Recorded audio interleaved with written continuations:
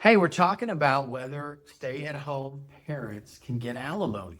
And the answer to that one is sometimes in certain situations, there can be a request for and an award of what's called spousal maintenance. We don't really have alimony in Texas. It works differently. It's hard to get and it's somewhat easy to lose. Generally, there has to be a marriage of more than 10 years. There has to be a significant disparity in the earning capacity of one spouse over another.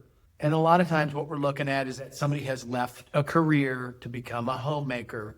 And so because they're going to have to reboot their life, they put on some evidence to the court that because of my spouse's significant earning capacity and my diminished one, because there was a decision for me to be a child guardian, a stay-at-home parent, or there's another scenario that I've seen actually occur where the spouse continues to work, but leaves that proverbial good job in the city to become, for example, the cable guy or to go work for a local municipality. So that way dad can be home every day at 3 o'clock when the school bus comes down the street. That one parent is working in the big city at the big career and the other parent is basically home to make sure that there are no latchkey kids. So in that situation, yes, spousal maintenance is what we call it, can be awarded.